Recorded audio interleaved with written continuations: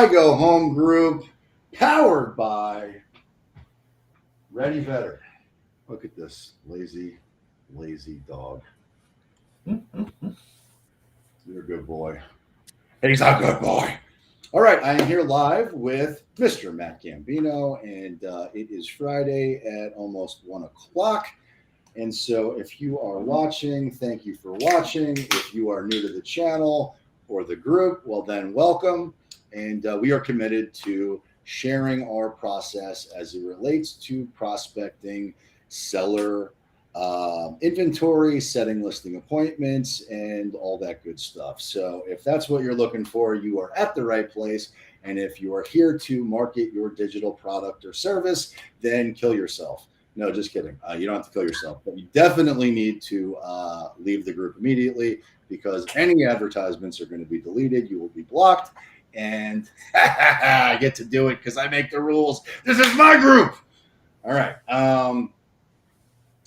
Now that I'm done with that little rant, Matt, we got some wins from this week, right? So I want you to share your experience. So first off, do you have any phone sales experience? Nothing to write home about. So I guess that's a fancy way of saying no. So, so you've got no experience. You've never really picked up the phone and prospected before. And so this week was the first time that you've ever done that, right? Correct. Cool. So what day did we start? So we made the decision to commit to the action.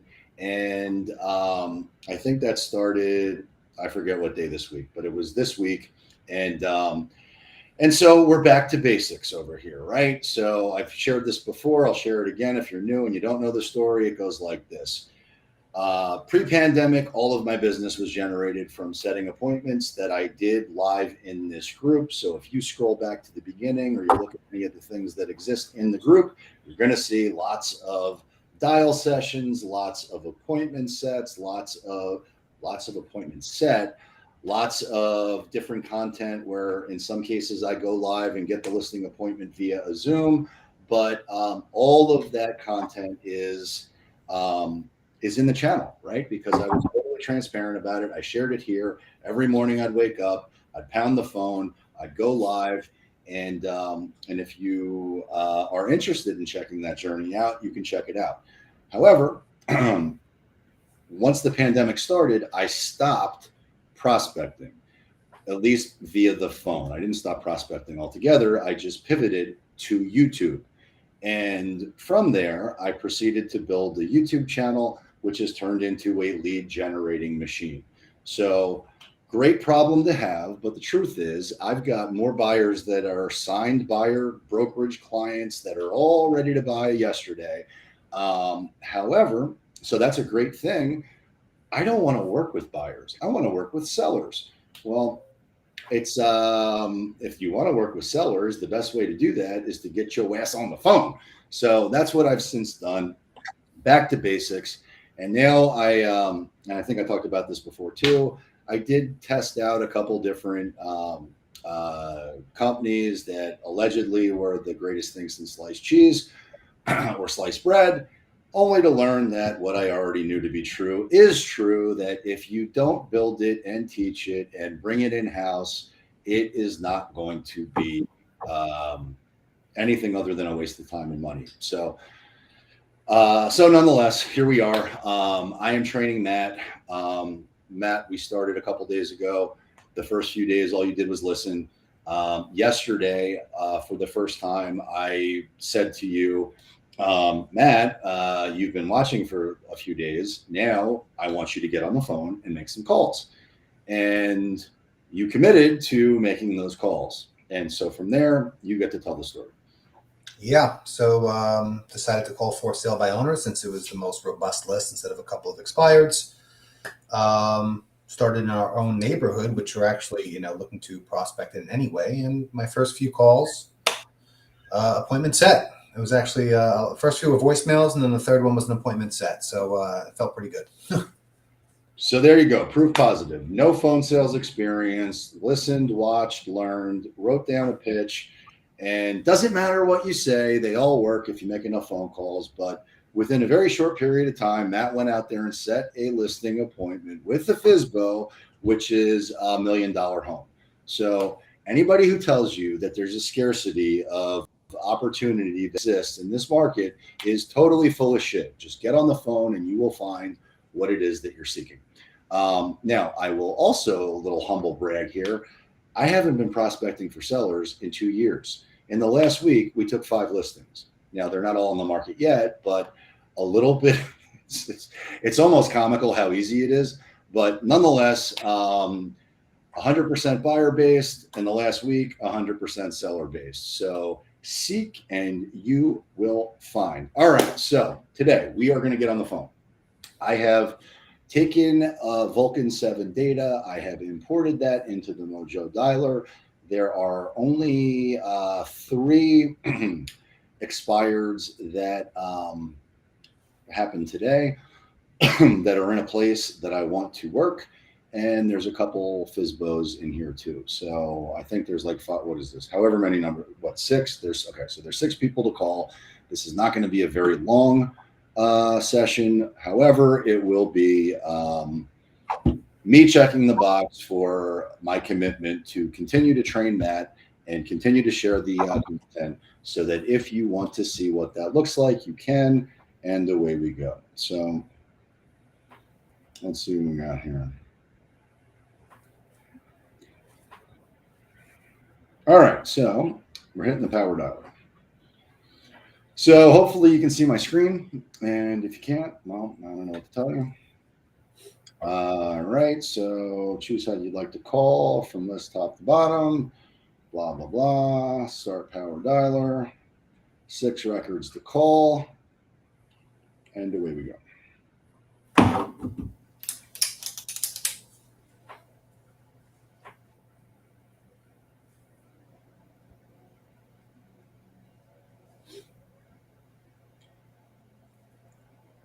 Touchdown phone, please enter your PIN number.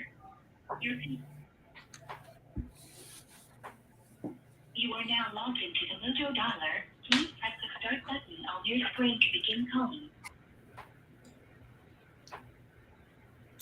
All right, away we go. 6 people to call. Hello. Please leave your message for 5619. I will not be leaving messages. Now, it's 1 o'clock in the afternoon. These people have been pounded relentlessly all morning. There's no bad time to call.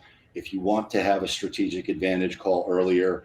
So I found the mornings are most effective. Separate to that, the evenings are typically pretty effective. So 7:30 to 10, great time to call. In the morning, in the evening, basically same thing. Let's call it 7 to 9. Those are 165 is not those are the available. prime times to call. However, there's no bad time to call because you never know when somebody's going to pick up the phone. So yesterday, what time was it when you set the appointment? It was Stephen 1 in the afternoon. Sorry, I'm not here to take your call. 1 in the afternoon. All right. 1 in the afternoon. Right about now, yeah. Right about now. Our client that we just got the listing is not in this list, right? That would be pretty awesome. No, because it just actually. So we were at this listing appointment, and we're going through the inventory, and it went from, as we're looking at it, as the seller's looking at it, it went from temporarily withdrawn to canceled, and she saw it happen in real time, which was kind of cool. And we're going to cold call our own client tomorrow morning. No, we won't. Hello, this is Chris Igoe. I record my calls for training purposes. I noticed your property listing had expired in the MLS. I'm curious, how on earth did the property not sell? He hung up. All right.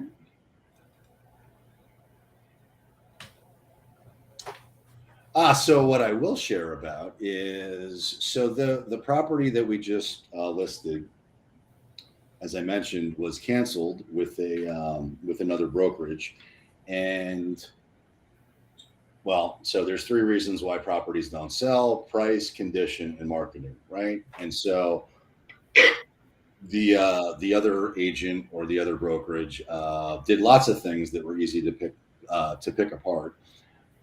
Oh, you reached Phil Freeze with the Quoken Group. I'm from.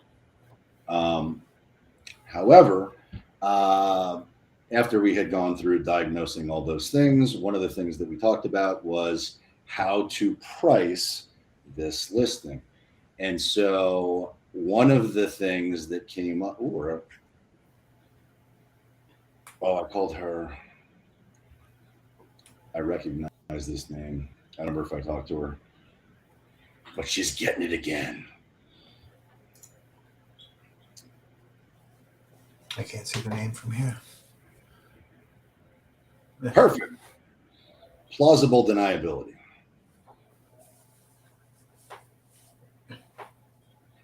So one of the great things about the Mojo Dialer is we just went through a list of 6 people that have 3 or 4 numbers each, and we just blew through it in like 4 minutes. Your calling session is now complete. All right. So first pass, nothing to yield, but that's okay. I do want to talk about the importance of pricing a property the right way, right? So on this particular property, Matt now you had talked to them previously, and you thought their number was what? 525 to 550. All right. So this particular property is it's actually a townhome. If you were to really be technical as to what the labeling of the house is, but the truth is it's not 2-story, it's 1-story. So it's really a villa.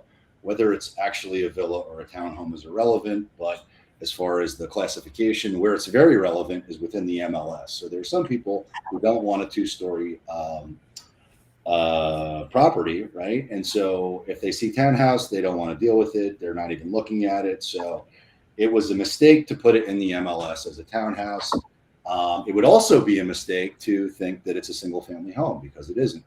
If you looked at the inventory within the master community and compared it to single family homes, you could very easily come up with the price point that Matt just described, which is 500, 600, 800. There's 0% chance they're going to get that number, but they do want the most money possible for their house. So what we did and what I suggested and what works every single time is to radically underprice the property. The way you're going to be able to do that is to be able to confidently demonstrate what that means and how it works. So when I asked him what he thought, actually, I don't even know what the verbiage I used was. Do you remember what I said? What, when you told him to be reality based? No, when I started laughing at him when he said 600. What was? Okay, all right, now let's get reality based. He started diving into what the real world shows. No, but what was do you remember the question I asked first? Did I ask him what his number was, or did I ask him what it was going to sell for? I don't remember what I said. Do you? I don't remember. All right. Well, it was something along the lines of we'd gone through what we were going to do and how we could help solve their problem. We were now talking about pricing and I asked him I asked him what his number is. And he's like, oh, well, we'd love to get 600. And I think did you record the conversation? I got the whole thing. All right. On video or audio? Audio. Okay. So it'll be interesting to play that back later, because I'm almost positive I laughed. But boom, we're live. Hell yeah. So anyway, he says 600. I'm like, okay, well, now let's have a reality-based conversation on what the numbers are, because it seems like you are valuing the home as a single family home. And the truth is it's not a single family home. And so there was some brief pushback at one point that it was a single family home, or why it could be considered a single family home. And I then had to immediately tell them, well, that's nice, but the truth is it's not a single family home. And so comparing it to a single family home is a complete exercise in futility and not going to happen. So what I did want to then do is demonstrate what the highest sale for a townhome villa was, and then demonstrate how we get the highest and most for the property by underpricing it aggressively. And so we worked through what that looks like. We discussed how we create leverage by creating a market within the market. We talked about how we will reduce the availability for the house and the showing times, etc., to limit exactly what that will look like and what that will mean to them. And essentially, we framed it in a way. There he is! Boom! We're live. Okay, so now I'm curious. Jaime, I'm curious because on your, I can see that I can see your name, but underneath that it just says Facebook user. So how do I? I'm curious how I get Restream to put everybody's name when they make a comment. Well, yet to be determined. But in the interim, this is where we were at. So, how I future paced and set the expectations of what's going to happen is so today's Friday, right? We'll get the pictures taken Monday, yet to be determined, but we'll list the property probably Thursday of next week, right? Yeah. So they'll get the weekend. We're going to now in this particular neighborhood, the way it's gated and the way the HOA is and the way the things work in there, it is not optimal to have a open house. If we could do that, I would absolutely block off all showings possible up until the open house, and I would pivot anyone who wanted to do a showing to the open house. But because that's not going to work in this particular neighborhood, we're not going to do it that way. Instead, what we're going to do is allow for showings up till Wednesday at 5 p.m. We will accept contracts up till Wednesday at 5 p.m., at which point seller will then will have discretion over final terms and conditions or acceptable terms and conditions to proceed. They will make a decision by Thursday at 9 a.m. So what I did was create a window of time which will give them the outcome they want. And bear in mind, this is South Florida. So for, I don't know what it's like in your market, but in our market, there is no inventory. There are no homes like theirs available for sale. So any home that's on the market inevitably has 30, 50, 100 people that are looking to buy that property. And if you've done all the other things right, there's plenty of buyers that want to buy that property. So we will make it available from Friday through Wednesday up until 5 p.m., at which point we'll review the contracts and then from there I'll do my thing. But what that will yield is the highest and best contract that exists from the buyer who is willing and desperate and very happy to give them the terms they want, and that will definitively have been bid up significantly from where we listed, which is exactly what they want. So, so they agreed to all that, and it was a very easy conversation. They were thrilled, and everybody's happy. So that is how it's done. Let's see here. I asked them for the same thing. I've not been able to figure that out myself. They owe me a response on that. Well, Jaime, if I hear anything before you do, I will absolutely share it, and vice versa. And keep up the great work, dude, because you're putting out some killer content. All right, so that's it. Matt, how much time do we have before your Zoom? I'm jumping on it right now. So I guess you don't want to do some role play. I will let you go. All right. This has been fun. Enjoy your day. Enjoy your weekend. If there's anything I can do to help serve or support you, your clients, or your business, you know where to find me. And until next time,